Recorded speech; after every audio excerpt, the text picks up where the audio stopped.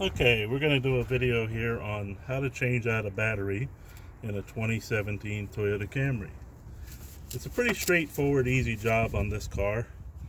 You know, one thing you want to watch is that the old battery, I already took it out and replaced it, and I messed up the video, but basically I cleaned it up by taking a solution of water and baking soda, scrubbing the top of the battery, and then rinsing it down with a bottle of water, you know, from a watering can with some warm water.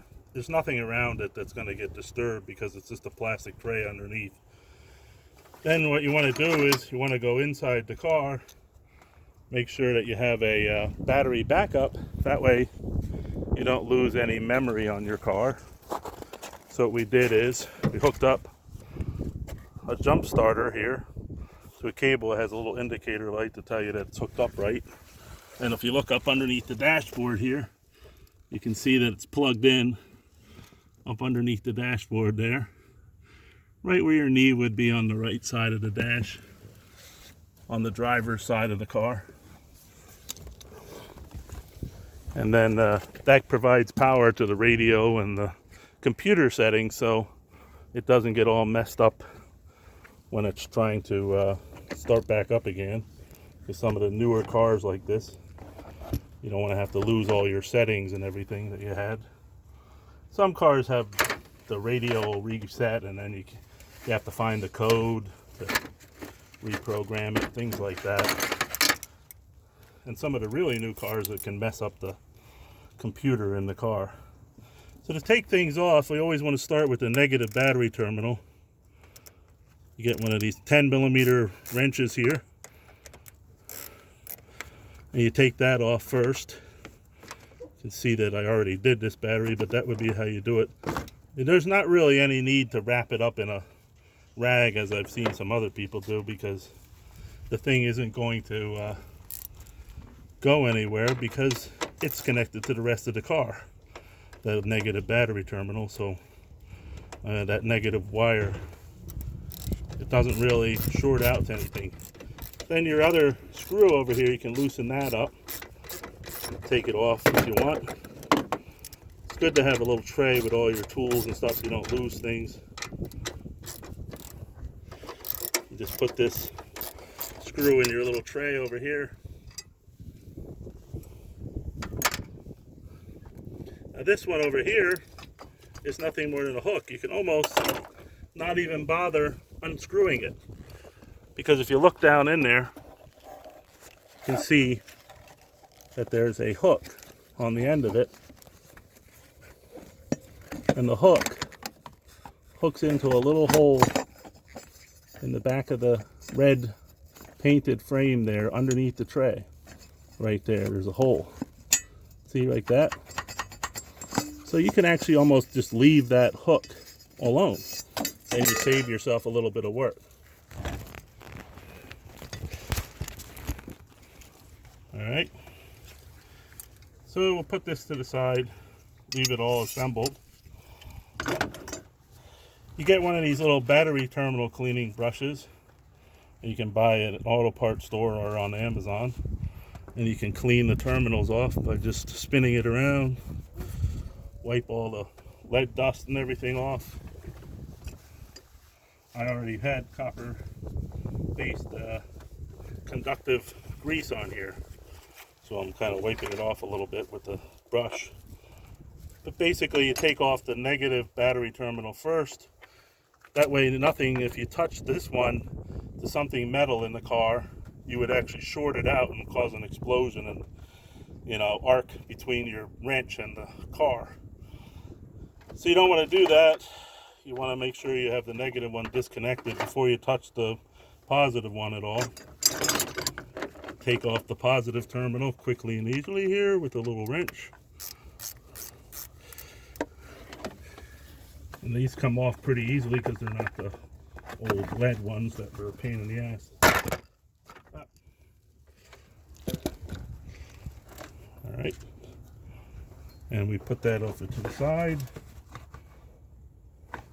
Everything around here is not connected to the battery anymore. It's just hooked up to Little backup system in there. You can pull this battery right out. And underneath is a plastic tray. You see it has two little knobs on the back of it. So we take a rag and we dry everything off, clean everything up. If it wasn't already treated with baking soda, you could wash it off. And down in here, clean and dry everything, make sure there's no grease.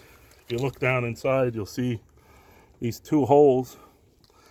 Go to those two holes down there. Make sure there's no dirt or anything. You put that tray back in. You stick your new battery in.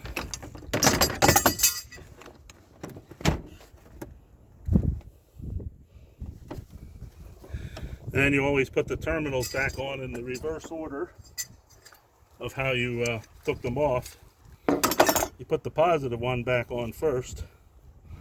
First, we're going to put a little bit of this conductive grease on the terminal. This is something called copper shield. Conductive grease.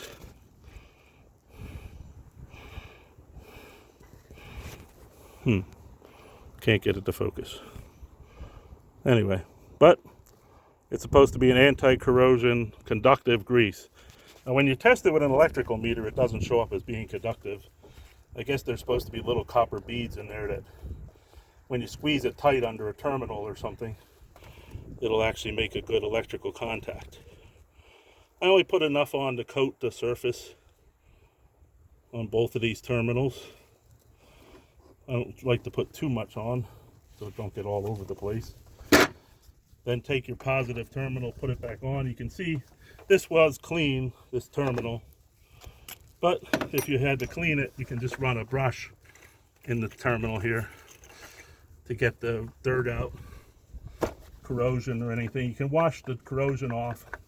I like to rub the terminals in to make sure they're nice and snug and make a good connection. It's mostly the contact between the two metals you want. Then you tighten up your terminal,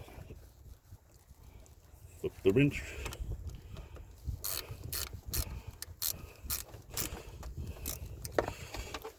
Alright, and then we'll do the same thing with the negative one here. Put it back on. There's no spark or anything because I already have power to the spare battery in there, keeping everything on. You can put these caps back on so you don't accidentally bump it.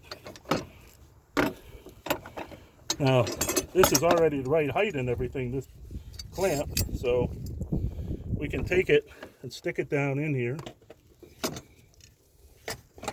and hook it in the hole.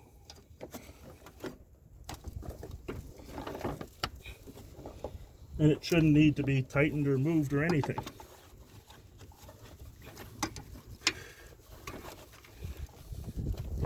Then you just shove your battery around, get it all lined up.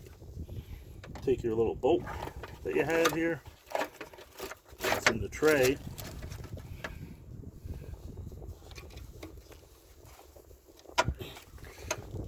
Stick it back in this little hole there. See over here, you have the little bolt back in its hole, and it's a 10mm wrench also.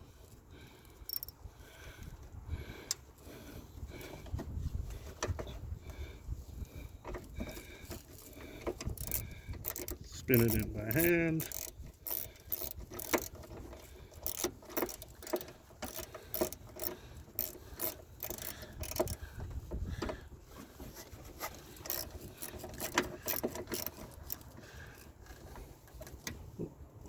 Move the battery up a little bit. There it goes. All right.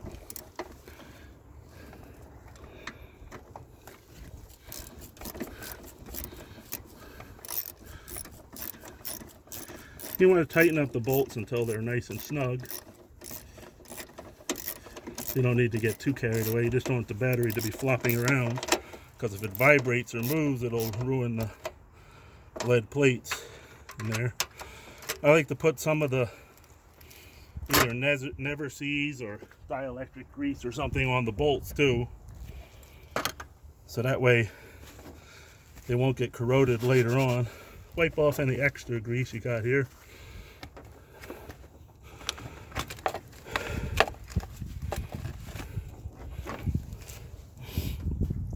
Then we take a little bit of the actual silicone grease and put it all around the whole terminal here, and that'll seal out any moisture or battery acid from getting to the terminals and causing them to get all corroded and stuff. Get it all around, underneath, over the top, everywhere on the terminal. That way everything is all good and watertight. It's the corrosion that gets you, so you want to keep all the moisture and everything from getting in there. Smush it down into the connection. As long as your terminal is nice and snug, you won't have any problems with water getting in or anything like that, and then you won't have to have a bad connection that kills your battery later on because it won't charge and stuff.